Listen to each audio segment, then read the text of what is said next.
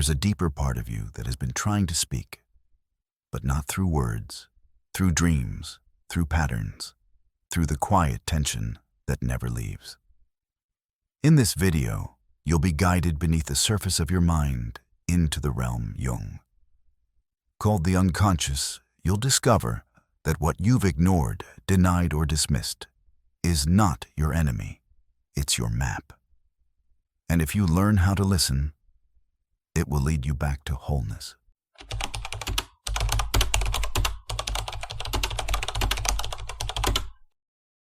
The unconscious is speaking, listen closely, not with your ears, but with your being. Its voice is not loud, but it is relentless. It does not speak in words, but in dreams, in impulses, in the things you cannot explain. It speaks through your body, before it ever reaches your thoughts. A tight chest, a sudden tear, a gut feeling you cannot rationalize. The unconscious does not ask for your attention. It demands it, silently, steadily, like the tide-carving stone. You may think you are the one in control, the one deciding. But what you ignore within does not disappear. It waits. And when it is not heard, it begins to shape your life from the shadows, Carl Jung wrote. Until you make the unconscious conscious, it will direct your life, and you will call it fate. This is not philosophy, this is fact. You are not a single being. You are a constellation. Ego, persona, shadow, anima, self. Each a voice, each a force, each shaping your behavior in ways you cannot see until you learn how to see. The unconscious is the soil from which your thoughts grow. And if you do not tend to that soil, if you do not know what lies beneath the surface, your life becomes a repetition. A cycle, a looping pattern of decisions that feel new, but are old. How do you listen to what has no voice? How do you hear what speaks in riddles? You begin by watching. By noticing what rises when you are silent, you listen to your dream. You track your projections, you pay attention to your reactions, that surge of emotion you feel towards someone else. That's a message, that pattern that keeps repeating in your relationships. That's a signal, that inner resistance to change, to joy, to truth. That's the unconscious trying to protect a wound, not to harm you, but to keep the pain from surfacing too quickly. But you are strong enough now. You are awake enough now. It is time to listen. Your dreams are not random. They are nightly letters from the self, written in symbol-coded, in metaphor. A house with endless rooms, a snake shedding its skin, an elevator plummeting into the dark. These are not nonsense. They are narratives. Emotional truths that cannot yet be spoken in daylight. If you ignore them, they harden into symptoms, anxiety, depression, apathy. But if you approach them with reverence, they become teachers, not in the language of logic, but in the language of soul. Jung called this symbolic thinking the capacity to read the inner world the way a mystic reads scripture. Not as literal fact, but as profound revelation. And it is not only dreams that speak, it is synchronicities. That book that falls off the shelf, that conversation that feels like it was meant for you, that sudden sense of déjà vu that jolts your spine. These are not coincidences, they are alignments. The outer world mirroring the inner, the unconscious reaching up through the fabric of reality to show you something. To confirm a truth you've been too afraid to claim. But you have to be still enough to notice. You have to stop dismissing magic as madness. The unconscious is the mythic realm of the psyche. It is where the archetypes live. The mother, the hero, the wise old man, the trickster, the child. These are not stories. They are blueprints, patterns of human experience encoded deep within you. They rise in times of crisis. They rise in moments of transition. When you become a parent, the archetype of the mother awakens. When you leave behind your old life, the hero is summoned. When you betray yourself, the trickster dances. You are not imagining this. You are living it. And when you learn to see these figures, you begin to realize your life has always been myth. You are the main character. You always have been. But only now are you starting to read the script. The unconscious holds the key to your wholeness. Because what is unconscious controls you. Not because it is evil, but because it is unknown. And the human being cannot be whole until what is unknown is made known. Not all at once. Not violently, but gently, with curiosity, with courage. When you feel fear, ask what it protects. When you feel anger, ask what it defends. When you feel stuck, ask what part of you is being silenced. These are not enemies. They are messages. The unconscious is not a prison. It is a labyrinth. And at the center is not a monster, but the self. To walk this path is not easy. You will lose certainty. You will lose your illusions. But you will find yourself not the self you imagined, but the one who has been calling you for years, through the ache, through the longing, through the quiet moments you tried to fill. That voice is getting louder, not with words, but with presence, with signs, with truth. It is time to stop pretending you don't hear it. It is time to stop fearing what lives within you. The unconscious is speaking, and this time, you are ready to listen.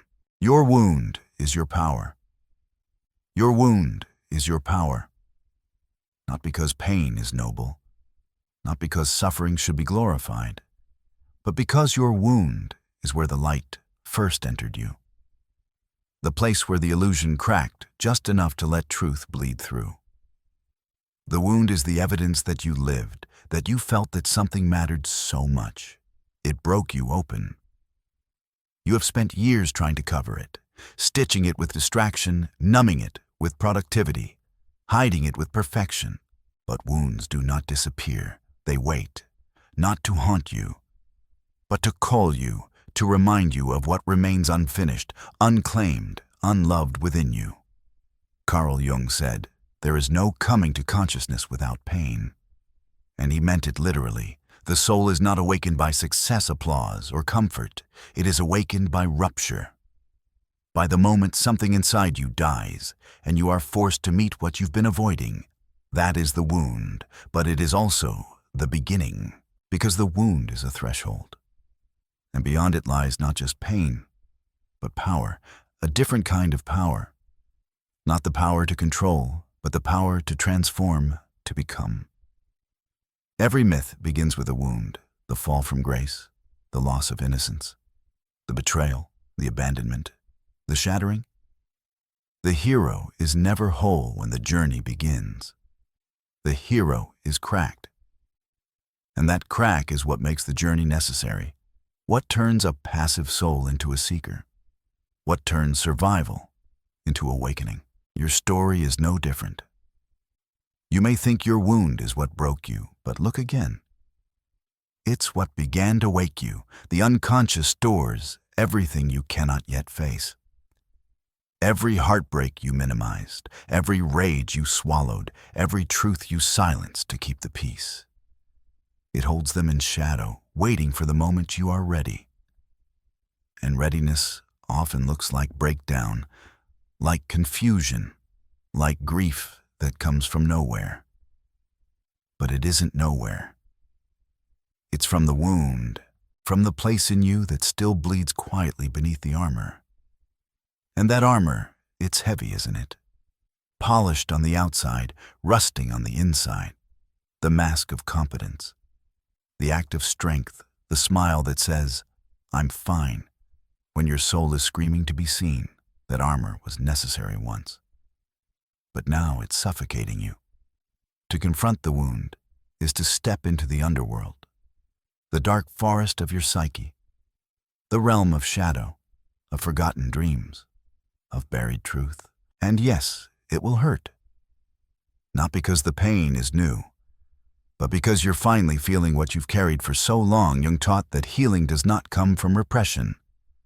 It comes from integration, not cutting off the wounded part, but sitting with it. Listening. Asking what it wants to show you, because behind every wound is a message. And behind every message is a part of you that you left behind. You may find the wounded child still waiting to be held, the silenced artist still longing to create, the broken-hearted lover still aching to trust again. These are not fantasies. They are archetypes, living energies within you. They appear not to drag you back, but to bring you forward, to reintegrate the soul you lost when the world demanded you fragment. And when you do, when you welcome these parts home, you begin to change, you soften, you strengthen, you begin to act not from trauma, but from truth. This is the essence of individuation, the sacred process of becoming whole, and it always passes through the wound. There is no other way, because the wound is not separate from the self. It is the crucible in which the self is forged. Without it, there would be no need for transformation, no urgency to awaken, no longing for meaning. Your suffering is not meaningless. It is the myth in motion. It is the soul remembering itself through fire. The alchemists knew this. They called it the nigredo, the blackening, the dark night of the soul. The stage where all form dissolves, where identity collapses, where nothing makes sense anymore. This is not regression, it is preparation. Because from the blackness comes the gold. Not quickly, not easily, but inevitably. If you stay with it, if you hold your gaze when everything inside you wants to look away, if you let the wound speak, and it will speak in dreams, in art, in sudden insight, in moments of stillness when you hear yourself for the first time in years. The wound carries wisdom that no book can teach. It humbles you, it opens you, it strips you of arrogance and replaces it with compassion. You begin to see others not as threats or obstacles, but as mirrors. You begin to listen differently, love differently, live differently, because once you have faced your own darkness, you stop fearing it in others. You become a lighthouse, not because you shine so brightly, but because you know what it's like to be lost in the dark. So stop hiding your wound. Stop pretending it doesn't shape you. It does. But not in the way you think. It doesn't make you weak. It makes you deep. It makes you human. It makes you whole. The world does not need more polished masks. It needs more people who have walked through their own fire and emerged with humility and grace. People who are not afraid to feel, not afraid to fall, not afraid to begin again. Your wound is your power, because it cracked the shell, because it pulled you inward, because it woke you up. And now it is calling you to rise, not despite what you've been through, but because of it. Not around the pain, but through it. And when you answer that call, when you walk through that door, you will find what was waiting all along. Not perfection, not resolution, but presence. And in that presence, you will find yourself. The hero's journey begins in hell. The hero's journey does not begin with a sword. It begins with a fall. Not into glory, but into darkness, into confusion. Into the part of yourself you have spent your whole life trying not to feel. The story does not start when everything is working. It begins when everything breaks, when the mask no longer fits, and the world you built begins to burn. Hell is not a punishment, it is a passage. It is the place where all illusions die, where the persona crumbles, where the soul is stripped bare. And only then, only when there is nothing left to perform, to protect, to prove, does the real journey begin. Carl Jung knew this descent intimately. He called it the night sea journey, the archetypal plunge into the unconscious, where meaning is lost and the ego dissolves. It is the mythic underworld, the place of initiation, the belly of the beast, and whether you arrive through heartbreak, through betrayal, through grief or exhaustion, it always feels like the end. But it isn't. It is the beginning, because the hell you fear is not beneath you. It is within you, and it is not there to consume you. It is there to purify you. You cannot become whole without facing the part of yourself that is broken. You cannot rise without first descending. This is the law of inner alchemy, dissolution before transformation. Breakdown before breakthrough. The fire must consume what is false before it can reveal what is true. And so the hero begins, not by conquering the world, but by confronting the self. The real dragons are not out there. They are inside shame, guilt, rage, fear, repression. All the parts of you locked away to survive. They live in your unconscious, waiting. And when the call to transformation comes, they rise not as enemies, but as invitations. The descent into hell is not a fall from grace. It is the first act of grace. Because only in the dark do you learn to see with other eyes, the eyes of the soul, the eyes that do not look outward for validation, but inward for truth. This descent strips you of what is false. It takes your titles, your status, your certainty, your comforts. It leaves you naked before yourself. And in that rawness, in that utter vulnerability, something ancient awakens the self, the one beneath the ego, the one who has been waiting not to be improved, but to be remembered. You will not find your power on the mountaintop until you've walked through the valley, because what you find in the dark is not weakness, it is depth. You begin to see that the parts of you feared were not dangerous. They were wounded. They were unintegrated. They were pushed into shadow because the world didn't know how to hold them. And so you exiled them. You performed the part. You wore the mask. You climbed the ladder, and still something ached. Something called. That call is the beginning of the hero's journey. And the first answer must be a descent. In myth, the underworld is never entered without resistance. The hero resists the call. They delay, they deny, they cling to the known. But the true path only opens when you let go, when you surrender to the fire. The pain you have tried to avoid is the path itself. You must feel it. You must sit in it. You must let it hollow you out, because only an empty vessel can be filled with something new.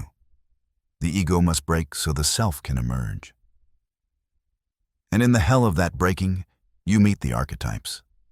The wounded child, the shadow, the trickster, the dark mother. They rise not to torment you, but to test you, to teach you, to guide you. Jung taught that the unconscious is not chaos. It is cosmos. It is order unrecognized, meaning not yet understood. And when you descend into it through dreams, through symbols, through silence, you begin to decode your own soul. You realize that hell is not the opposite of heaven. It is its crucible. The place where spirit is tempered, where what is eternal is separated from what is temporal. And when you survive it, when you stay awake through the fire, you return not as who you were, but as who you were always meant to be. You cannot skip the descent. You cannot bypass the burn. You must lose your mind to find your soul. You must step into the dark to see what glows, and the glowing thing is not perfection. It is presence. It is wholeness. It is the self, silent, patient, radiant. It does not shout. It waits. It waits for you to stop running, to stop pretending, to fall. Because only when you fall can you see the ground for what it is not. A place of failure, but a foundation, the beginning of something real. So if you are in hell, stay, not forever. but long enough to listen, long enough to learn, long enough to strip away the false and feel the raw, because this is where the fire starts, not the fire that burns to destroy, but the fire that burns to purify. And when you rise, and you will rise, you will not be the same. You will be forged, and the world will feel different. Not because it changed, but because you did. Because you saw yourself, not the image, not the act, but the essence. And that essence cannot be broken. It can only be born.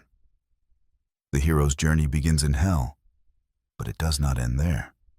It ends in wholeness, in the return, in the sharing of the fire with others, still lost in the dark. You become not just a survivor, but a guide, not just healed, but healing. And that more than anything is why you had to fall, because someone else is watching, waiting, wondering if they'll survive their own descent. And when they see your flame, they will know it's possible. The journey begins in hell, but it ends in light. To become who you are, you must die first. To become who you are, you must die first, not a physical death, but a symbolic one. The death of your false self. The death of the identity built on fear, expectation, performance. It is the death of who you thought you had to be, so that who you truly are can rise. Most people live their entire lives trying to preserve a version of themselves that was never real. They chase approval, they chase security, they chase images of success handed to them by a world that never cared to ask who they truly are. But deep down they know, they feel the emptiness, the dissonance, the silent scream of a soul buried beneath layers of performance. And one day, if they're lucky, the structure begins to crack, something inside them begins to die. That is not the end, that is the beginning. Carl Jung called it the process of individuation, the journey of becoming whole. But wholeness is not found in adding more. It is found in surrender and letting go, in descending. And the descent is not gentle. It feels like madness, like losing yourself, because that is exactly what is happening. The persona begins to fall away. The ego begins to unravel. The life that once felt solid begins to dissolve. You question everything. Who am I? What do I want? Why am I here? These questions do not destroy you. They reveal you. They are the fire through which the false must burn. The myths all tell this story. The phoenix must burn before it rises. The old king must die for the new world to be born. The hero must descend into the underworld before they can return with the treasure. This is not metaphor. This is the map. The soul speaks in symbols, in dreams, in archetypes. And every symbol of death is a call to transformation. The coffin, the grave, the dark night. They are not ends. They are thresholds, portals through which the eternal self begins to awaken. But make no mistake, this death hurts. It is the ache of letting go of who you've been. It is the grief of realizing how much of your life was lived for others. It is the terror of standing in the unknown, stripped of identity, stripped of certainty. The ego screams in this place. It clings, it bargains, it tries to rebuild the old structure. But the soul says no, not this time. This time you do not run. This time you do not numb. This time you feel everything. And in that feeling, in that breaking, in that silence, you begin to hear another voice. It is not loud, it does not shout, it waits. It has always been there. The voice of the self, the one who has watched you suffer, the one who has guided your steps in dreams and synchronicities, the one who sent you signs long before you were ready to see them. That voice is your truth, and it does not want you to be better. It wants you to be real. It wants you to remember the child before the fear, to remember the fire before the conditioning, to remember the you that was whole before the world told you to divide. This death, the death of the false self, is sacred. It is not an accident. It is an initiation. And initiations are not meant to be comfortable. They are meant to awaken, to humble, to strip away everything that is not essential. So if you are here, if you are dying in this way, know that you are not broken. You are being reborn through the fire, through the grief, through the unraveling of a life that no longer fits. You are not losing yourself. You are shedding what you are not. And what remains is what was always true. The unconscious rises in this process. Dreams intensify, symbols appear, shadows emerge, not to haunt you, but to be seen. The parts of you that were silenced now ask to speak. The wounds you buried now beg to be held. The archetypes begin to dance. The warrior, the lover, the child, the sage. They stir within you, demanding attention, demanding integration, because you are not one thing. You are many, and only by letting the old identity die can you hold all of it. This is what it means to become who you are. Not a becoming in the ego's sense, not a climb, not a conquest, but a return. A deep remembering. A sacred embodiment. The self is not something you build, it is something you uncover. It has always been there. Beneath the roles, beneath the trauma, beneath the fear, and now, in the ashes of what you once called you, it rises, not with noise, not with grandeur, but with silence, with presence, with depth. And when it does, everything changes. Not because the world is different, but because you are. You no longer need to chase what you already are. You no longer need to convince, to prove, to strive. You simply live, aligned, awake, whole. This is the gift of the death you feared. This is the gift of the journey you never chose, but always needed. So let yourself die, let the old identity fall. Let the illusions burn, because who you truly are is waiting. And they are more powerful, more beautiful, more free than you ever imagined. The monster in you wants to be seen. There is a monster inside you. Not the kind that haunts fairy tales, but the one that lives in your silence, your secrets, your suppressed rage. It is the part of you you were told was too much, too angry, too loud, too dark, too real, and so like all things unaccepted, you buried it. You locked it in the basement of your psyche and built a life above it. A polite life, a functioning life, a life that looked clean on the surface, but trembled beneath the weight of everything left unspoken. The monster did not die. It waited because the shadow does not vanish. It waits to be seen. Carl Jung called this the shadow. The totality of all you have rejected in yourself in order to survive. Not because these parts were bad, but because they were inconvenient. They made you feel vulnerable. They made others uncomfortable. And so you push them into the dark. But what is pushed into the dark does not disappear. It grows teeth. It learns to manipulate. It starts to control you from below. Through projection, through addiction, through self-sabotage. You think the monster is the problem. But the real problem is your refusal to face it. The monster in you wants to be seen. Not so it can destroy you, but so it can be transformed. Because monsters are made in silence. In shame and repression, when you deny your anger, it festers into bitterness. When you deny your desire, it twists into obsession. When you deny your pain, it mutates into numbness. But when you face it, when you give it a name, a voice, a form, it begins to soften. Because it is not the monster that is dangerous. It is your avoidance of it. The monster is simply the messenger, the gatekeeper of your deeper power. Every myth tells this truth. The dragon hoards the treasure. The minotaur guards the center of the labyrinth. The beast must be faced to unlock the next stage of the journey. You are the hero of this myth. And the monster you fear is not outside of you. It is your own shadow. Your unmet wounds, your unspoken truths, your unlived life. It wears many masks. Sometimes it is the voice that says you're not good enough. Sometimes it is the rage that explodes when you feel small. Sometimes it is the silence that wraps around you like a shroud.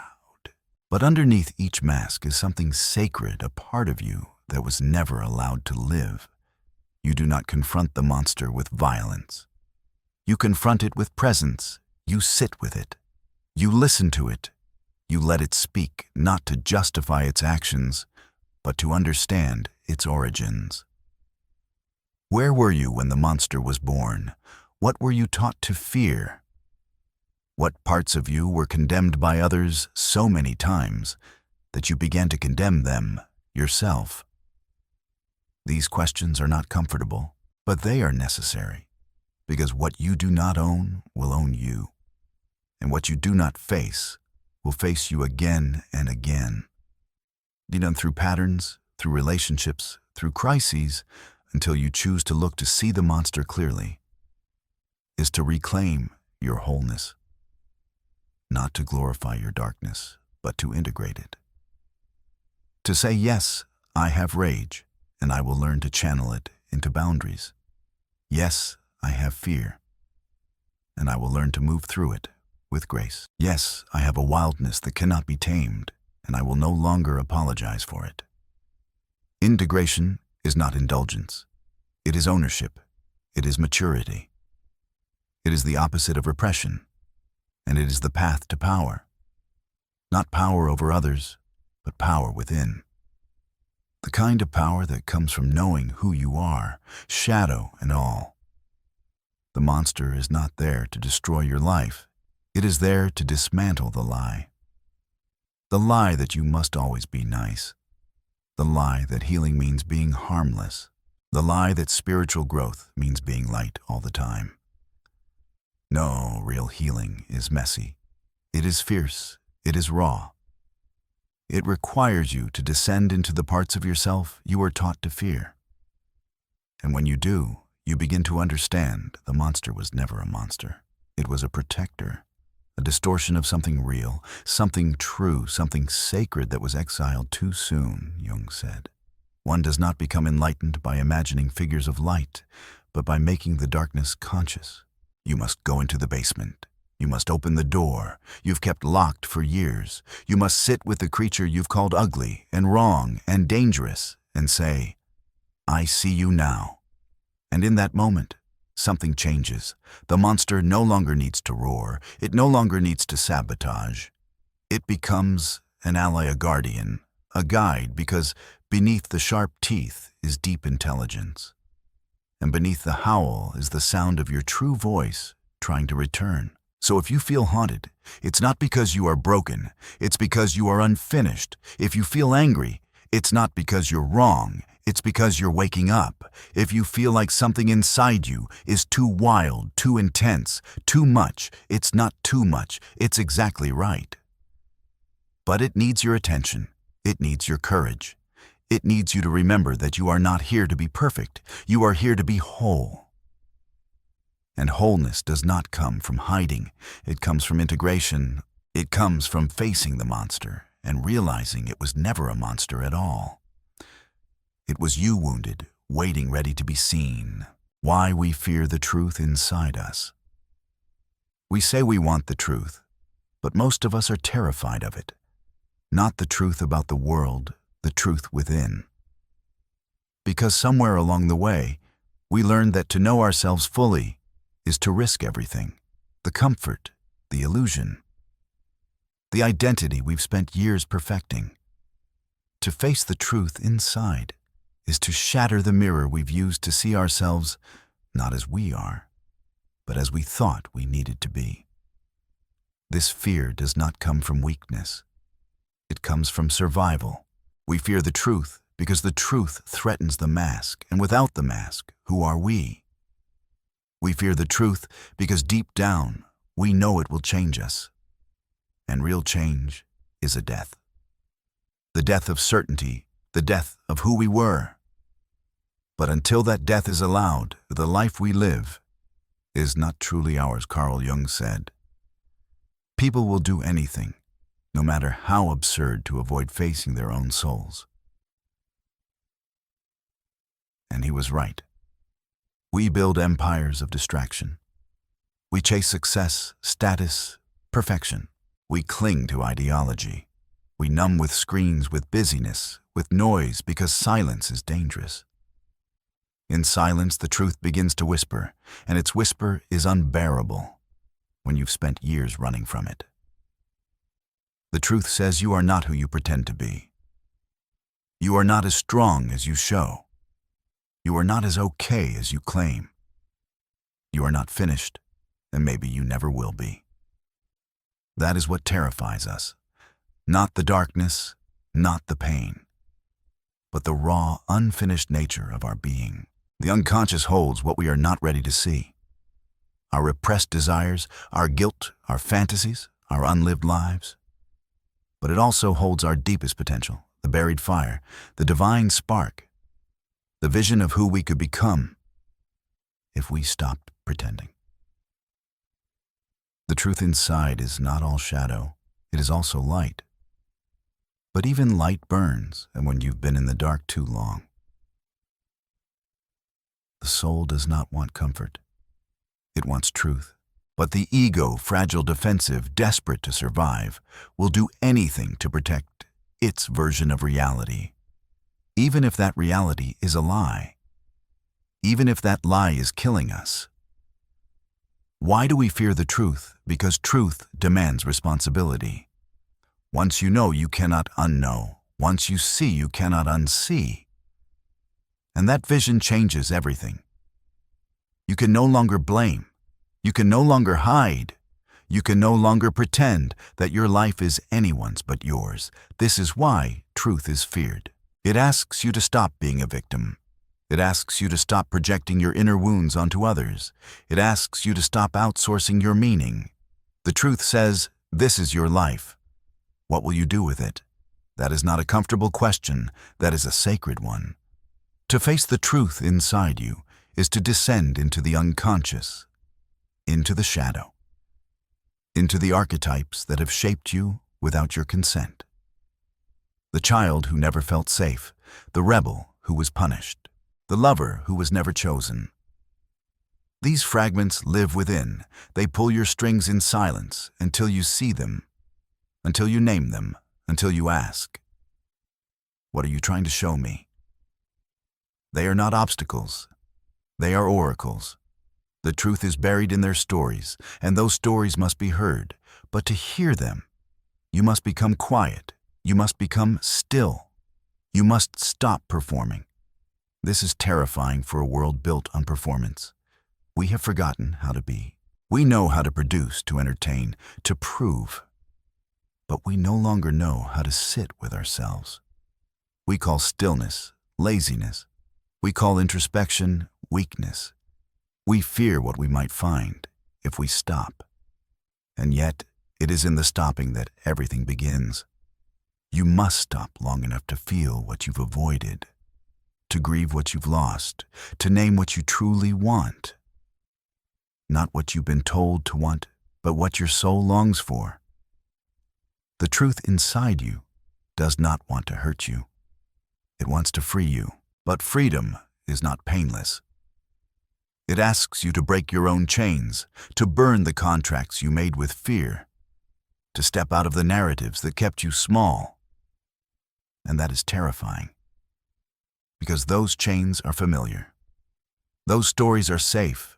They kept you alive when you were young. But you are not that child anymore. You are ready to rise.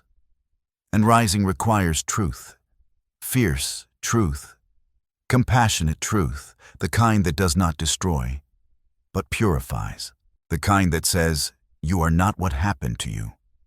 You are what you choose to become. And so if the truth is knocking answer, let it in. Let it unravel you. Let it undo everything false, so that what is real can finally take root. You will not be alone in that unraveling. Every mystic, every healer, every whole human being has faced the same fear. The fear of meeting themselves. And they walked through it, and they emerged not perfect but present, not untouchable but real. This is the journey you are on, not toward a better mask, but toward your naked soul. And that soul, once uncovered, is unstoppable. We fear the truth inside us, because we know its power, because we know that if we truly listened, we would have to change. And we are afraid of what we would have to leave behind. But what we leave behind is not who we are. It is who we never were.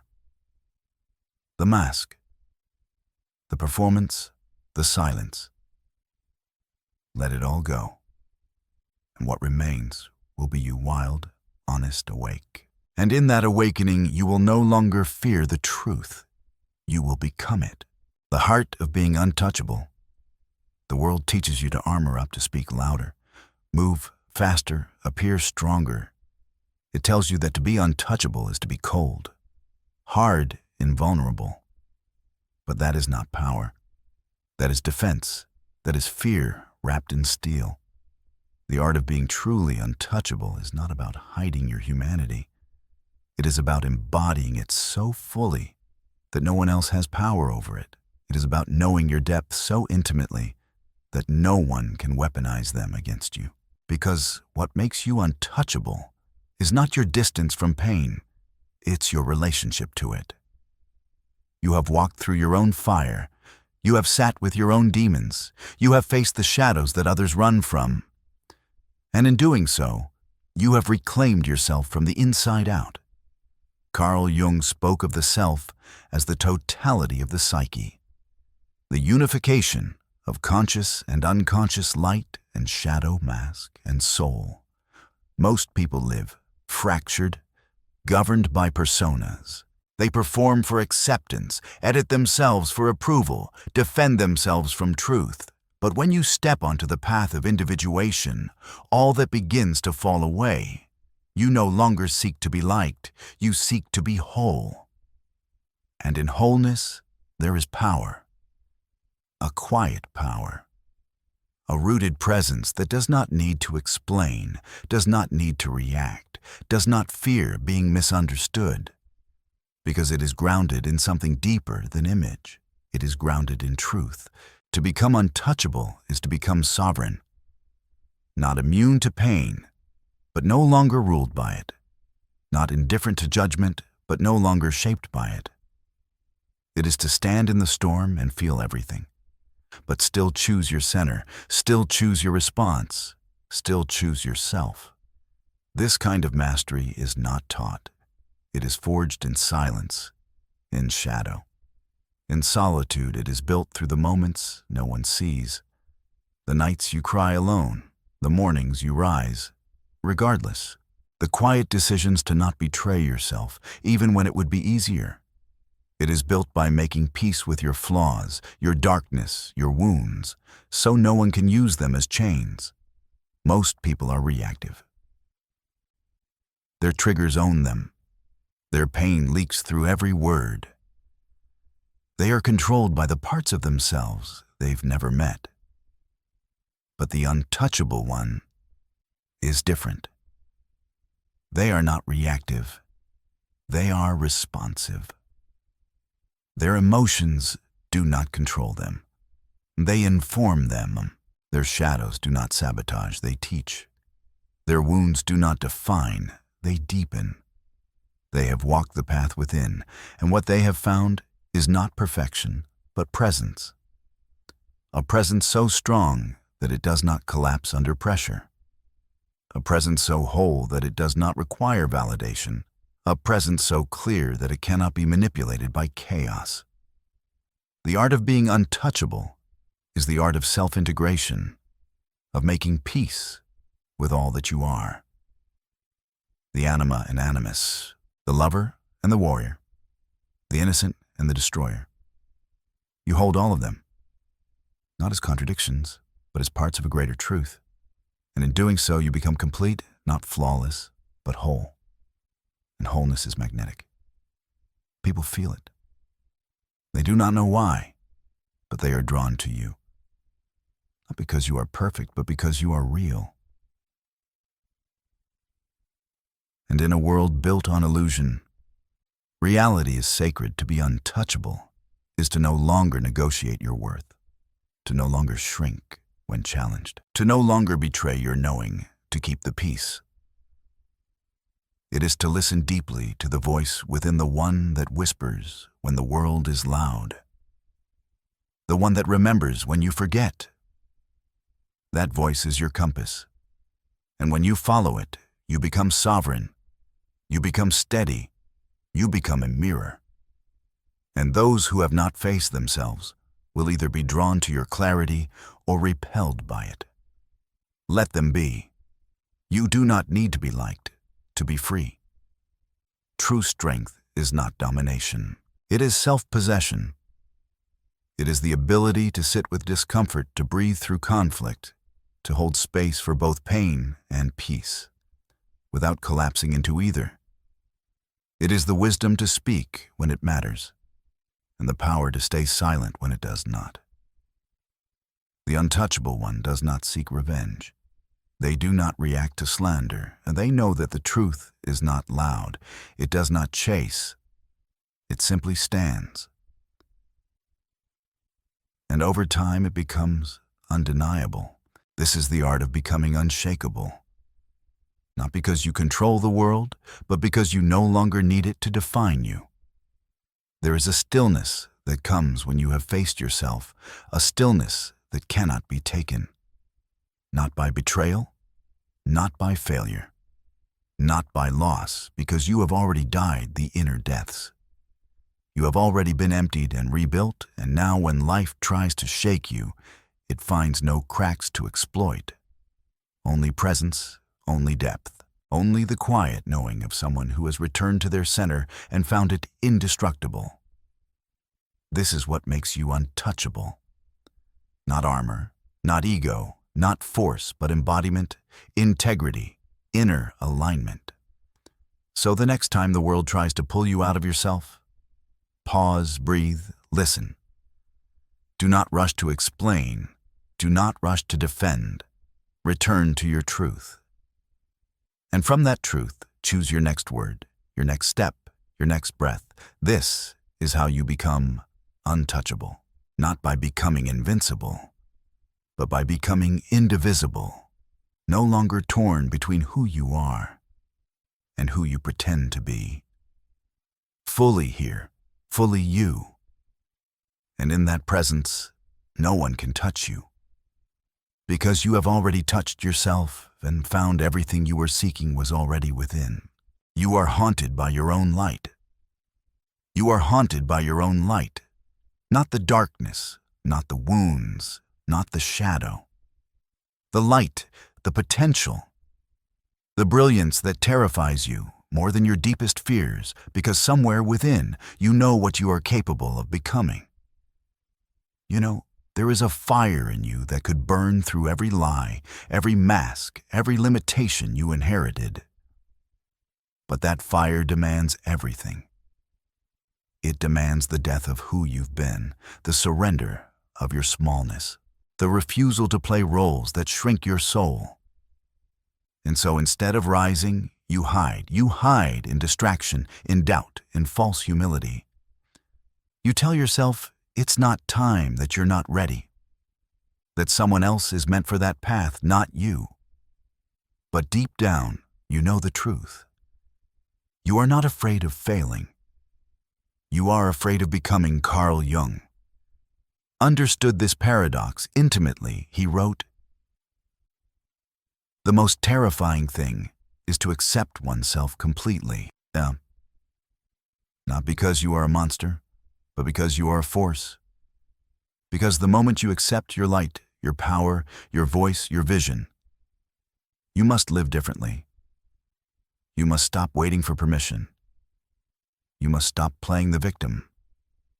You must carry the weight of your own becoming." And there is nothing more sobering, more electrifying, than realizing that the life you dream of has always been within your reach. But it is you who has been in the way. The light you fear is the self, the eternal center, the archetype of wholeness buried beneath your persona and shadow and silence. It has been calling you in dreams, in synchronicities, in the ache of every moment that felt too small for your soul. It does not shout, it does not beg, it waits patiently, quietly, until the day you are finally ready to turn inward and say, enough, enough pretending, enough apologizing, enough playing dead. And when you do, when you finally look into the mirror of your soul, you will not see perfection. You will see depth, complexity, divinity wrapped in humanity. And that will be the beginning. But first, you must confront what has kept you small, the archetypes that rule you in silence. The child who still believes they are too much, the inner critic who echoes old voices, the martyr who confuses suffering with virtue. These inner figures are not here to punish you. They were born in pain. They were created to protect you. And they did. But protection is not purpose. Safety is not aliveness. And now it is time to choose a new way. A way that honors your light as much as your darkness. A way that allows you to become whole. The light within you is not naive. It is not soft. It is fierce. It is grounded. It is forged in the depths of your own hell. It is the kind of light that does not avoid the dark, but walks through it with open eyes and an unshakable center. This is the light of individuation, the fire of the self, the alchemical gold born only after the ego is shattered, the shadow is faced, the unconscious is integrated. This is not the light of personality. It is the light of soul. And it cannot be faked. It cannot be borrowed. It must be lived. To live it, you must risk everything. You must risk being seen. Truly seen, you must speak when your voice shakes, stand when your knees tremble. Say yes to the life that calls you, even if it costs you the life that others approve of. This is not rebellion, it is reclamation. The moment you say yes to your light is the moment you begin to live for real. Not for appearance, not for applause, for truth, for alignment, for soul. And it will hurt, it will stretch you. People will not understand. Some will leave, some will mock what they don't have the courage to become. But you will keep going, not because it's easy, but because your soul will no longer let you do otherwise. Once you taste the truth of your own light, you can never go back. You will never again be content with playing small. You will never again accept a life built on fear. You will burn. And in that burn, you will come alive. You are haunted by your own light because it is time to embody it. It is time to stop running, to stop hiding behind pain as an excuse, to stop mistaking trauma for identity. You are not what happened to you. You are what you choose to become in the face of it. And if you choose truth, if you choose yourself, the light will rise. It will guide you. It will test you. It will transform you. And when it does, you will see there was never anything wrong with you. You were never broken. You were simply waiting for the moment you could finally hold your own brilliance without flinching. That moment is now. The path to wholeness is through chaos. The path to wholeness is through chaos. Not around it, not above it, through it. Because chaos is not the enemy, it is the invitation, the rupture that breaks through your controlled illusions, the storm that dissolves the mask, the descent that forces you to feel everything you've buried just to survive. It's not the obstacle to your becoming, it is the condition, the place where everything you thought you knew collapses and all that remains is the raw material of truth. To the ego, chaos feels like death. And in many ways, it is the death of the known. the death of certainty, the death of the identity you mistook for the self. But to the soul, chaos is a return, a calling home. Because only in chaos does the unconscious rise. Only in chaos do the archetypes stir.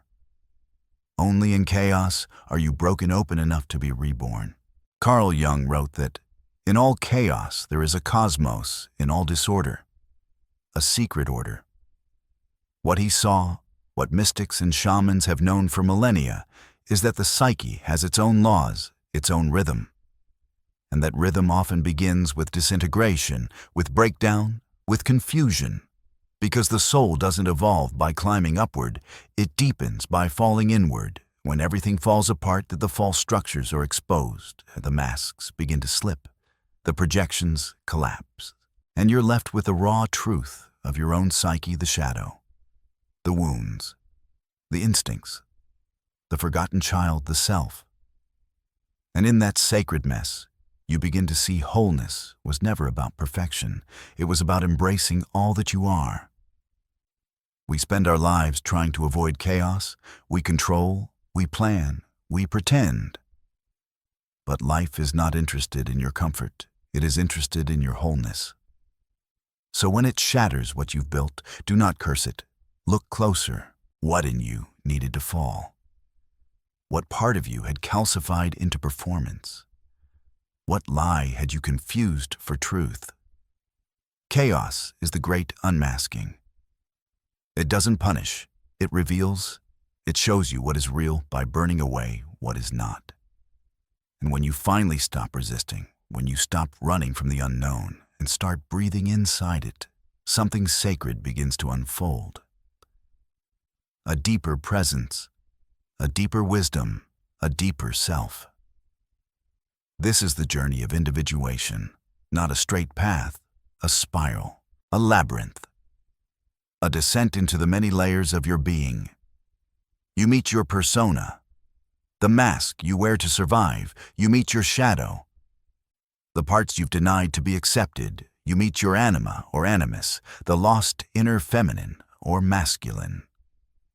You meet your inner child, still waiting to be seen. And eventually, through fire, through silence, through grief and grace, you meet the self. Not as a concept, as a presence, the organizing center of your psyche, the deeper I that has never been broken, only buried. That self does not emerge in order. It emerges in chaos, and so chaos becomes the crucible.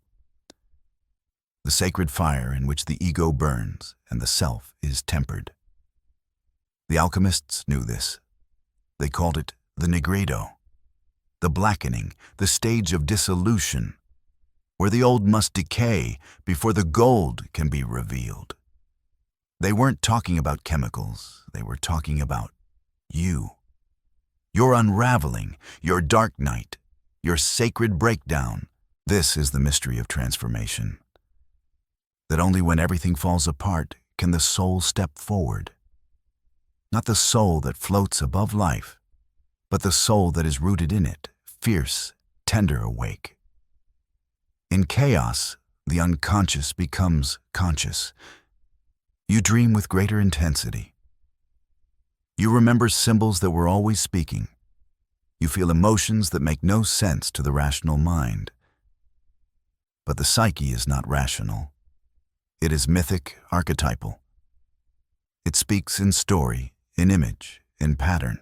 And when you learn to listen, truly listen, you realize that chaos is not random. It is initiation. The self is calling you, through the grief, through the fear, through the disorder. And that call is not asking you to escape. It's asking you to embody, to descend, to integrate. There is no path to wholeness that does not pass through the underworld.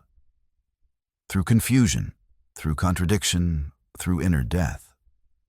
But each descent brings a gift. Each descent strips away what you are not and shows you what you are.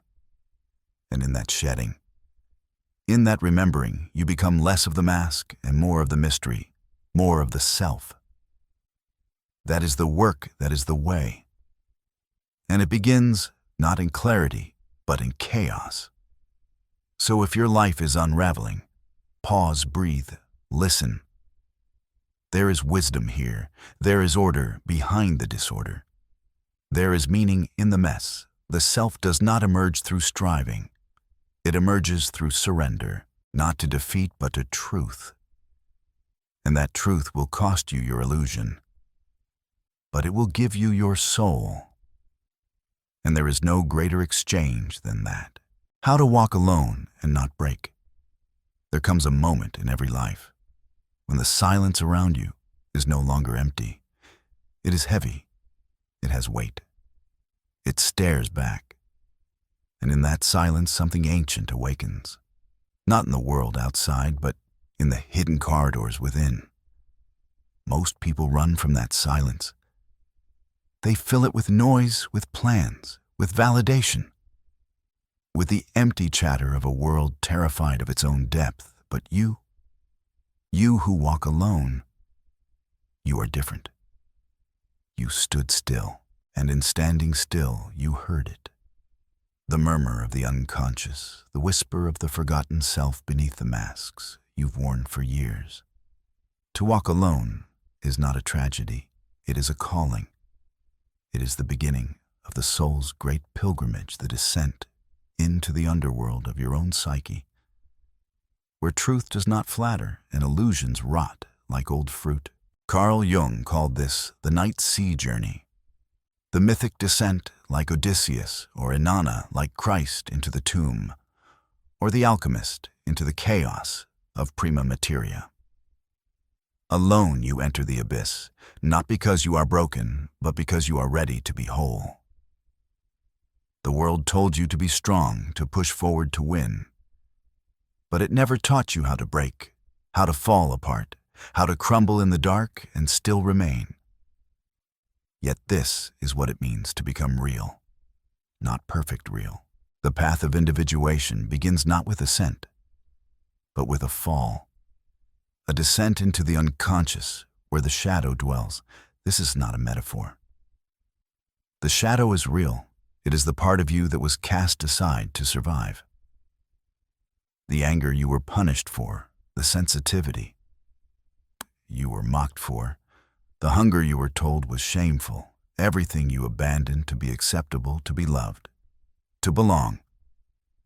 And so, it waits there in the basement of your being, not evil, just exiled. It watches through your dreams. It speaks in your triggers. It howls when you try to be someone you're not. To walk alone is to meet your shadow. Not once, not twice, but again and again, until you can finally look into its eyes without flinching. You must see its teeth and recognize your own. You must feel its fury and admit your wounds. You must hear its grief and not turn away. The shadow does not hate you. It longs for you. And until you embrace it, you will carry it in projections, in the people you fear, the things you judge, the chaos you attract. The world becomes your mirror. But the mirror cannot lie. It only reflects what you refuse to see. So you walk not forward, but inward, into memory, into dream, into symbol and silence. And what you find there is not clarity, but paradox. The deeper you go, the less certain things become. The conscious mind craves order, identity, logic, but the soul lives in myth. In contradictions, you are not one thing. You are multitudes, the warrior and the poet, the mother and the orphan, the sinner and the saint. You are all of them, and Nunn Jung called these the archetypes, primordial images, eternal patterns that live through you, shape your choices, haunt your longings. These archetypes are not fantasies. They are forces. The hero within you longs to overcome, to conquer, to prove its worth. But every hero must eventually meet the dragon, the terror within. And not all dragons are evil. Some are protectors of truth, of buried treasure, of ancient knowing. To face the dragon is to stand before yourself the parts you've disowned, the desires you've denied, The fears you've buried so deep, they speak in code. That confrontation is not easy. It breaks you open. And that is its purpose. You thought walking alone would be peaceful. But it is not peace you find. It is initiation. The ego, the persona, begins to crack. The masks you've worn for decades no longer fit. You cannot pretend to be small anymore. You cannot pretend to belong to a world that thrives on shallowness. The persona was necessary. It helped you survive. It helped you play the game. But the soul is not here to play games. It is here to remember, to return, to become. In the solitude, things become clear. You see how much of your life was performative roles. You inherited values. You borrowed beliefs you never questioned. You see how often you betrayed yourself just to be liked. How often you stayed quiet to keep the peace. How often you abandoned your fire to avoid being burned. And you grieve God, how you grieve. The life unlived, the self unopened. But grief is holy. It softens the armor. It prepares the ground for something new to rise, that something is not a better version of you. It is a truer one, a self. Not built on performance, but presence. This is what Jung called the self, the totality of who you are. Both conscious and unconscious, known and unknown, light and shadow. It is not a destination. It is a becoming. And the road to it runs straight through the darkness you were taught to avoid. The road is silence. The road is fire. The road is alone. Yet you are not truly alone. For within the solitude lives a presence. Quiet, watchful, eternal the soul, not the fragile sense of identity that clings to praise or panics in loss. But the ancient you, the one that dreams in symbols, the one that survived your childhood, the one that watched you pretend. It is patient. It waits for you to be ready. And when you are, when the persona crumbles, when the shadow is faced, when the masks are laid down like old weapons, it whispers, "Welcome home." And still the journey is not over, because to awaken is not to escape the world. It is to return to it with new eyes. The alchemists called it the rubido, the final stage where the chaos is transformed. The opposites united, the gold revealed. You are not meant to stay in isolation forever, but you are meant to emerge changed, not enlightened, embodied, rooted whole. Your shadow knows what you need. There is a voice you have spent your whole life trying not to hear. It doesn't speak in words. It waits. It watches. It lingers just beneath your polished smiles, behind your achievements, underneath the roles you've mastered to survive. It murmurs in the silence in your dreams, in those moments when the distractions fade and the masks slip. That voice is your shadow, not the enemy, but the one who remembers it. It remembers who you were before you were tamed. It remembers what you truly long for before the world told you what to want. It knows your pain because it is your pain. Not as a wound to be shamed, but as a compass to what you've denied, repressed, exiled. And still it follows. It whispers when you are alone. It erupts when you are afraid. It leaks into your relationships, your addictions, your failures, not to destroy you, but to deliver you to yourself. Your shadow is not darkness. It is light that was turned away. The passion you were told was too much. The rage you swallowed until it soured. The tenderness you buried beneath armor. Every unlived life, every silent scream, every sacred hunger that never found air. It all gathers there. Jung understood this. He knew that what we push into the unconscious does not vanish. It grows teeth, it grows claws, and it returns disguised as fate, disguised as enemy, disguised as the chaos we claim to fear. But in truth, we are not afraid of our shadow. We are afraid of its truth. Because if it is right, if it truly knows what we need, then everything we built on, lies must fall. And so we deny it. We become nice instead of real. We choose peace over truth. We smile while we bleed. We become everything the world rewards and everything the soul resents. Until one day something breaks, a heartbreak, a betrayal, a loss, a breakdown. The facade fractures, the story collapses, and in the ruins, the shadow rises, not as punishment, but as invitation. Because pain, when honored, becomes a portal. Suffering, when faced directly, becomes the furnace of transformation. Your shadow knows what you need, because it is made of everything you are. Not your persona, not your image, but your essence. The wild, raw, untamed self you were always meant to become. To face the shadow is to confront the great mirror. Not the mirror the world shows you, but the one that reveals who you are when no one is watching. It is not a pleasant reflection. It is the scream you swallowed at age 7. It is the truth you denied to be loved. It is the desire you demonized to feel holy. And in that mirror, you do not see a monster. You see a child, a rebel, a lover, a warrior. You see everything that still waits for you to come back. The shadow is not asking for control.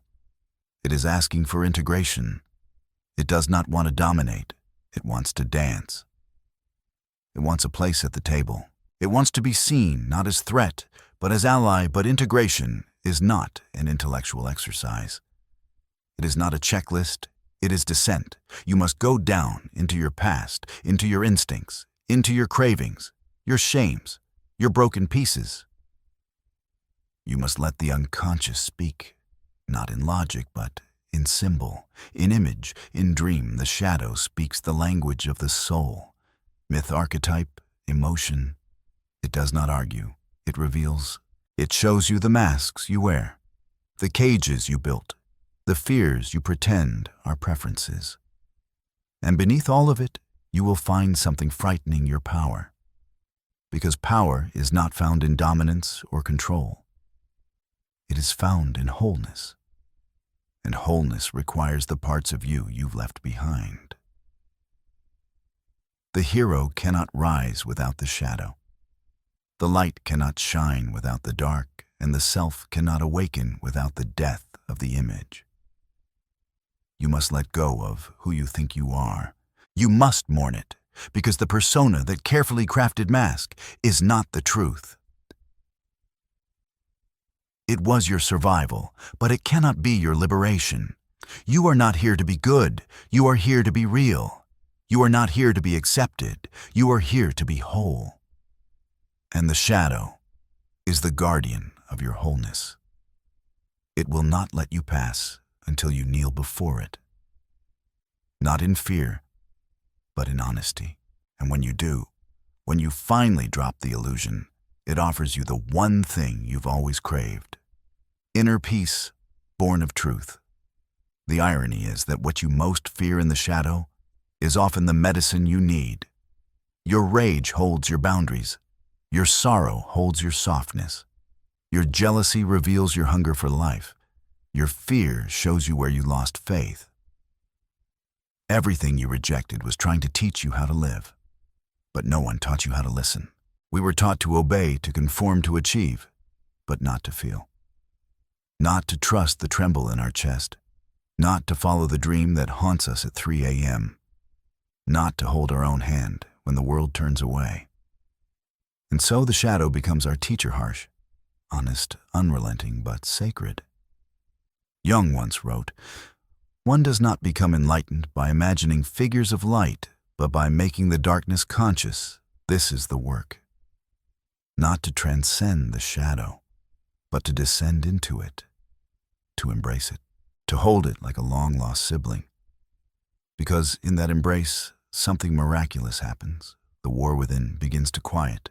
The blame begins to soften. You begin to see yourself not as broken, but as vast, complex, worthy. And this changes everything. It changes how you speak, how you love, how you forgive. It gives you back your center, not the fragile center that relies on control, but the grounded center that trusts the storm. The storm is not the enemy. It is the ritual, the chaos that cracks the shell, the upheaval that births the next self. To walk into the shadow is to walk into initiation. You cannot fake it. You cannot rush it. It will bring you to your knees. It will dismantle every mask you wear. But it will also restore your soul. The soul that knew what you needed all along to be seen fully, to be known truly, to be embraced fiercely, first by yourself.